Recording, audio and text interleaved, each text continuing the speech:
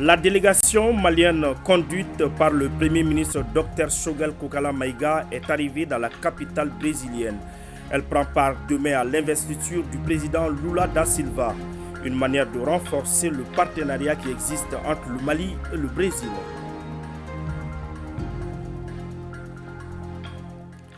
« 27 millions de francs CFA, c'est le coût de la nouvelle infirmerie du centre de secours de Kabala qui vient d'être inaugurée. Elle facilitera l'accès aux soins de la population et les conditions de travail des agents du service de la protection civile de la région de Koulikoro.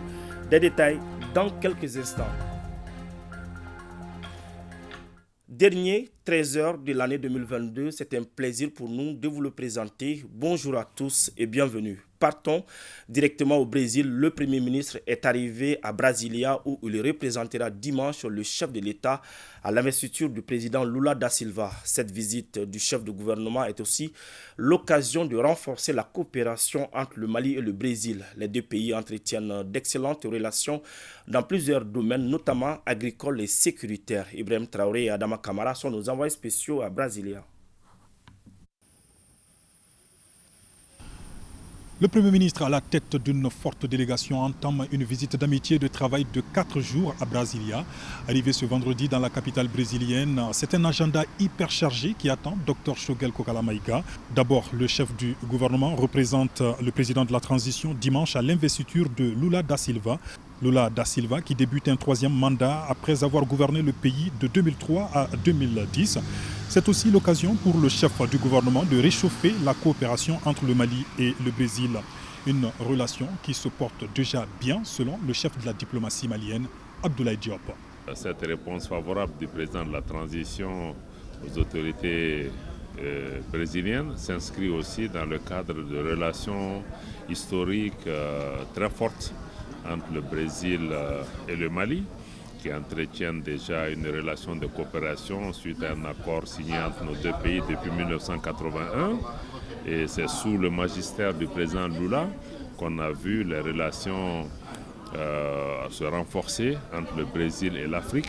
C'est dans ce cadre d'ailleurs qu'en 2008, les deux pays ont signé un accord pour établir une commission mixte, mais aussi pour avoir un accord de coopération culturelle, scientifique et technique. C'est suite à cela que les deux pays ont aussi, en 2008, décidé d'ouvrir des ambassades. Et en 2010, l'ouverture de l'ambassade du Mali à Brasilia comme de l'ambassade du Brésil à Bamako. Il y a beaucoup de possibilités de coopération avec le Brésil dans le domaine de l'énergie, dans le domaine des mines. Mais aussi, vous savez que le Brésil est un pays important sur les questions aussi d'environnement et même sur les questions de sécurité. Vous savez qu'il y a des aéronefs vraiment de grande classe qui sont produits. Donc, c'est dire que la coopération entre le Brésil et le Mali sur le plan bilatéral se porte bien et nous espérons que cette présence d'une forte délégation malienne va permettre de renforcer cette coopération. Le Brésil est aussi membre non permanent du Conseil de sécurité des Nations Unies. Donc tous ces éléments plaident en faveur d'un renforcement de la coopération. Nous avons espoir que ce 3e mandat du président Lula sera encore une fois l'occasion de renforcer la relation avec l'Afrique pour faire mieux entendre nos préoccupations et d'une relation bilatérale plus forte. Bamako entend particulièrement développer sa coopération avec Brasilia dans le domaine agricole. Le ministre en charge de la question est présent pour rencontrer différents acteurs et partenaires évoluant dans le secteur. Je suis là pour dynamiser ces relations, notamment dans le cadre des questions de semences, parce que vous savez, les semences représentent plus de 40% de la réussite de l'agriculture. Quand on a des semences de qualité, cela veut dire que le rendement agricole va être très élevé. Aussi, dans le cadre de la génétique, nous avons des animaux, on a un effectif très important, mais le rendement de nos animaux reste un peu faible. Donc la génétique permet d'améliorer la race de nos animaux en vue de pouvoir développer notre exportation. Il en est de même que dans le domaine de la production laitière, dans le domaine de l'alimentation, parce que vous savez, on a un effectif important, mais nous rencontrons beaucoup de difficultés pour nourrir nos animaux. Et le développement du secteur de l'alimentation chez nous, dans le cadre du partenariat avec le Brésil, pourrait nous aider à fixer nos éleveurs et les périodes de soudure permettent à notre pays d'accéder à la viande pendant cette période.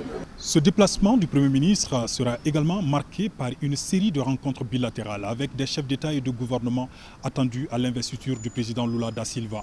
Il a aussi prévu une rencontre avec des Maliens établis au Brésil.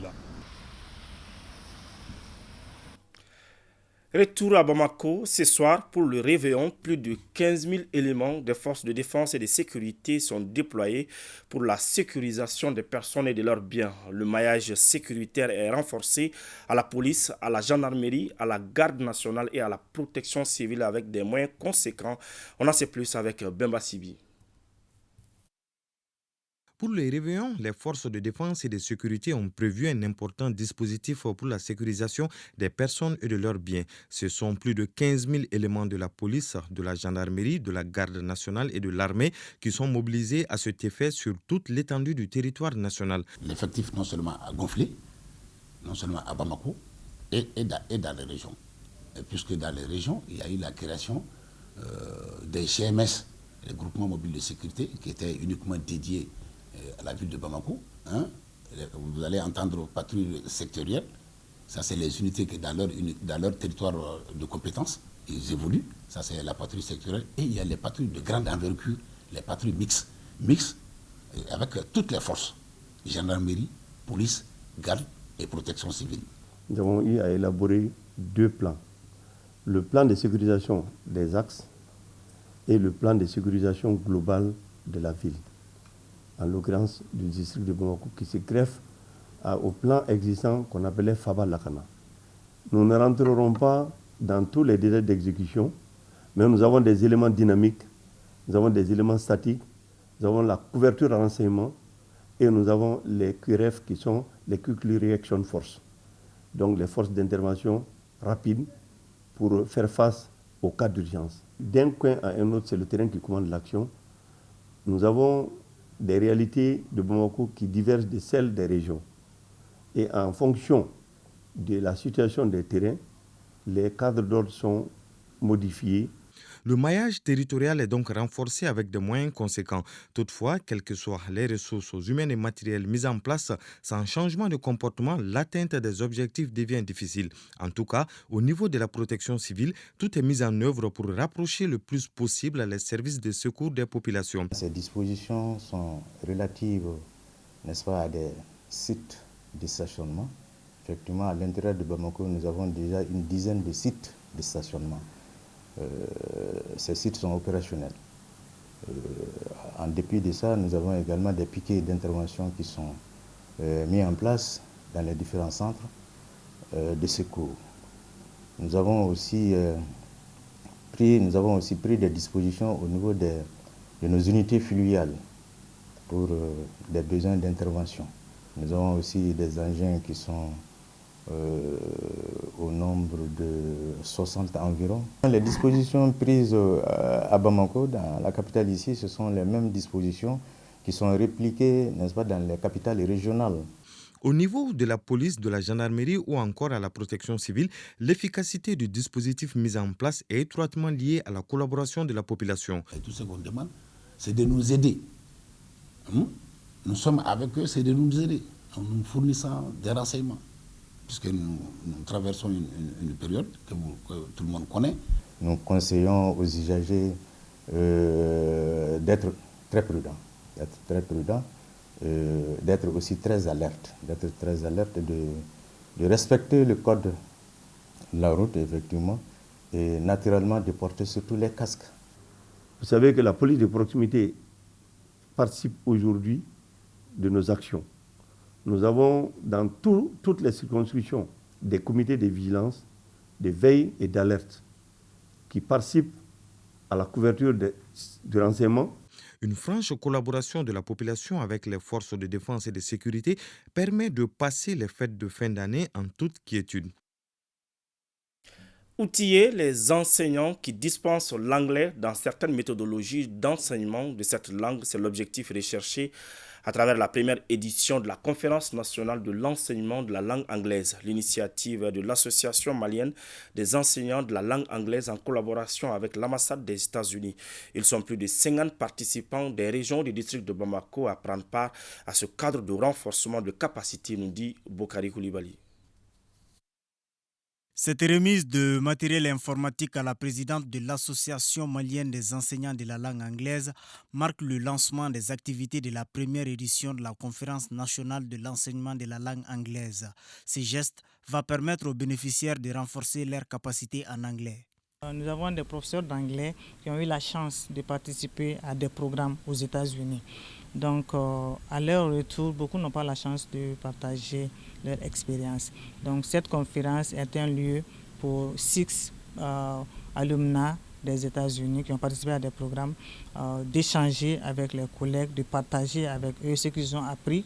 Et ce sont la plupart du temps des méthodes qui nous sont vraiment utiles dans les classes. Financé par l'ambassade des États-Unis au Mali, cet espace du donner et du recevoir va s'étendre sur 3 jours avec les participants venus des régions de Sikasso, Mopti, Koutiala, San, Djoila, Gao et les districts de Bamako.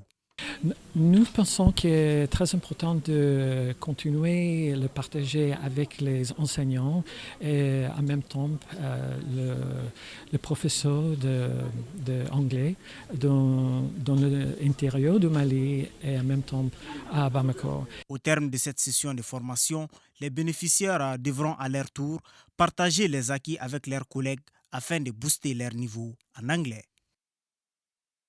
Dans la cité des rails, à présent, le FAFE vient d'investir à Kaï, Baflabé, Nyoro, Yelemani et Diema plus de 15 millions de francs CFA pour appuyer des groupements féminins et des services locaux de la promotion de la femme, de l'enfant et de la famille. L'objectif est de permettre à ces femmes d'être autonomes en s'installant à leur propre compte et aux enfants en situation difficile de vivre dans des conditions plus acceptables. Balkissa Sadibou Chérif Aïdara nous donne des explications. Au total, 15 875 000 francs CFA ont été mobilisés par le Fonds d'appui à l'autonomisation de la femme et à l'épanouissement de l'enfant FAFE pour l'achat de kits en faveur de 28 groupements féminins et 7 services locaux de la promotion de la femme, de l'enfant et de la famille de Kaï, Bafulabé, Nyoro, Yelimane et Diema. À Kaï, c'est l'ONG Djigi qui sert de trait d'union entre le FAFE et les différents groupements. En tout, ce sont 3 kits de saponification, 3 kits de maraîchage, 7 kits de pâte d'arachide, 7 kits de transformation de produits alimentaires, 1 kit de couture, 1 kit de pêche, 1 kit de centre d'accueil, 1 kit pour essence, 4 kits de petits ruminants et 7 kits pour les associations de soutien aux enfants en situation difficile. De sa création en janvier 2012 à son opérationnalisation en septembre 2015 jusqu'à nos jours, le FAFE a permis à des centaines de femmes d'être autonomes et d'être de vrais leaders grâce à ces 3 guichets. Financement des actions de développement de l'entrepreneuriat féminin et des activités génératrices de revenus. Financement des actions de réinsertion socio-économique des enfants en situation difficile. Ce fonds permet effectivement aux femmes de se prendre en charge, d'aider leur communauté, d'aider leur famille et donc d'aider la nation. Cette cérémonie de lancement des activités du FAFE a été mise à profit par la directrice du fonds pour interpeller les groupements bénéficiaires de son guichet numéro 1 à s'acquitter de leurs dettes pour permettre à d'autres de bénéficier des services du FAFE.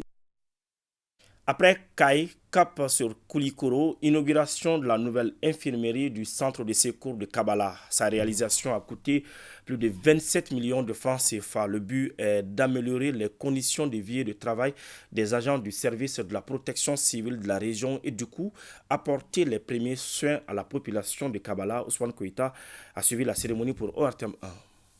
Cette coupure du ruban symbolique marque l'inauguration de la toute nouvelle infirmerie du centre de secours de Kabala dans la commune rurale de Kalabankoro. L'infrastructure sanitaire est dotée d'équipements de dernière génération. Elle est l'œuvre du conseil régional de Koulikoro. La présente cérémonie témoigne l'attachement des autorités locales, régionales, nationales et partenaires pour relever les défis du secteur de la protection sociale au bénéfice de nos populations. Le défi est énorme. Et nous sollicitons une fois de plus l'accompagnement de toutes les personnes de bonne volonté. Une infirmerie dans les unités opérationnelles de la protection civile permet la promptitude et l'efficacité des secours. L'infirmerie est financée sur la dotation 2021 du budget du Conseil régional et sur le fonds de l'ANCT à plus de 27 millions de francs CFA.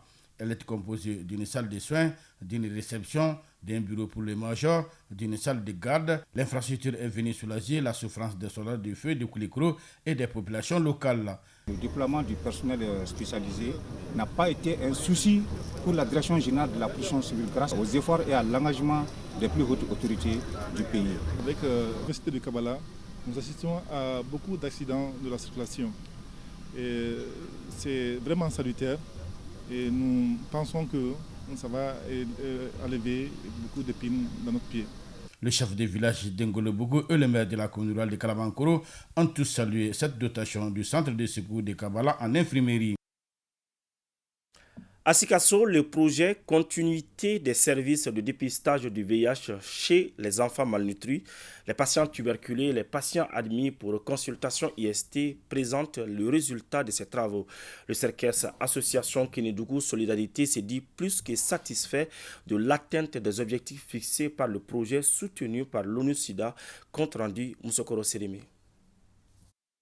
Démarré en juillet pour une durée de 6 mois, le projet Continuité des services de dépistage du VIH chez les enfants malnutris, les patients tuberculeux et les patients admis pour consultation IST aura permis de booster considérablement le taux de dépistage moyen du VIH-Sida de 1% à plus de 5%. Il a été mis en œuvre par le CERCES, Association Kénédougou Solidarité, dans 8 districts sanitaires de la région de Sikasso, après une première phase pilote à succès. Tous les objectifs ont été atteints presque à 100%. Nous avons réalisé à peu près 4000 dépistages de la population par rapport au VIH. Et nous sommes parvenus à mettre plus de 200 personnes sous ARV qui ne connaissaient même pas leur statut sérologique. Et pour maintenir cette dynamique, le CERCES compte sur une appropriation des résultats du projet par les différents districts sanitaires afin de rehausser les indicateurs de dépistage auprès des cibles. Le taux de séroprévalence de la région est de 0,9% selon les données de l'EDSM de 2018. Si ces cibles-là sont dépistées tôt, ça va amener les districts quand même à emboîter le pas pour vraiment s'asseoir une continuité, pour que nous puissions davantage rehausser le dépistage précoce du VIH. Le projet soutenu par l'ONU-SIDA à plus de 8 millions de francs CFA a permis de récompenser 3 des 8 districts sanitaires pour leur implication dans l'atteinte des objectifs. Il s'agit de Bougouni, Yanfouila et Kadjolo. Ils reçoivent respectivement 1 200 000, 900 000 et 600 000 francs CFA. En troisième région, toujours, le secrétariat exécutif régional de lutte contre le sida a organisé un partage de repas avec les personnes vivant avec le VIH, une activité qui contribue à réduire la stigmatisation et la discrimination dont ces personnes font souvent objet. C'est en présence de Moustapha Doumbia et Suleiman Bamba. C'est un partage de repas avec les personnes vivant avec le VIH qui consacre la clôture des activités du mois de lutte contre le sida.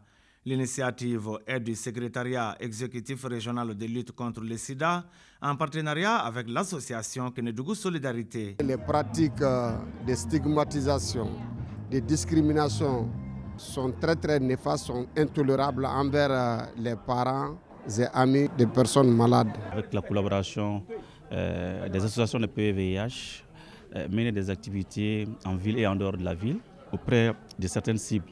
Donc du coup, ça a été un mois bien animé, un mois d'activité intense. L'initiative est organisée en collaboration avec l'association des personnes vivant avec le VIH qui mesure l'impact de la démarche. Ce regroupement autour d'un plat avec les séros concernés est une activité au moins qui rapproche la population des personnes concernées par le VIH. L'organisation d'un repas avec les personnes vivant avec le VIH est bien appréciée par les représentants du maire de la commune urbaine de Sikasso. Toujours sur le même registre, mais cette fois-ci à Ménaka, lancement des activités de l'association des personnes infectées par le VIH-Sida dans la région, dénommée la Maison du Savoir. L'association fera en sorte que la maladie soit mieux connue à travers la région de Ménaka, compte rendu Mohamed Lamine Maïga et Ibrahim Ag Amini. Cette association de lutte contre le sida qui vient d'être mise sur les fonds baptismaux permet aux populations de Ménaka de s'approprier cette maladie peu connue à travers la région. Vous êtes agir d'expliquer à notre population le dépistage pour éviter à ce que les sida se propagent dans notre région. Nos objectifs ici, c'est de contribuer à l'amélioration des conditions de vie des personnes vivant avec le VIH. C'était aussi contre la stigmatisation, n'est-ce pas, et discrimination des personnes vivant avec le VIH. Le thème national est mettre fin aux inégalités en situation de conflit. C'est pourquoi les défis sont nombreux pour cette jeune association dans cette zone. Les objectifs visés par le lancement sont pertinents pour ce qui s'inscrivent dans la logique des engagements pris par le président de la transition, chef de l'État, pour mettre fin à la pandémie du sida d'ici 2030. Plusieurs défis attendent cette jeune association. Il s'agit entre autres de faire connaître le VIH-Sida, ses conséquences et les remèdes existants aujourd'hui pour faire face à la pandémie du VIH-Sida dans la région de Ménéka. L'opération Ensemble pour l'assainissement de Bamako se poursuit. Après les communes 1, 2 et 5, c'est au tour de la commune 6 de procéder à une activité d'assainissement de la dite commune.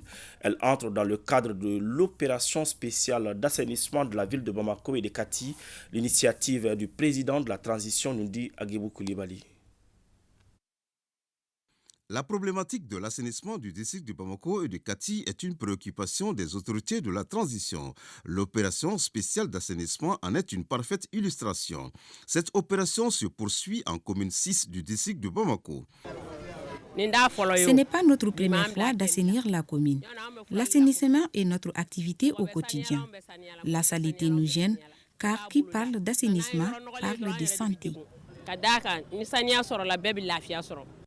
Les responsables communaux ont invité la population à un changement de comportement, à participer à l'assainissement tout en évitant de déverser les ordures dans les caniveaux ou sur les voies publiques. Les autorités de la transition ont lancé cette campagne propriété de la ville de Bamako. Aujourd'hui, c'est la commune 6 et la commune 4.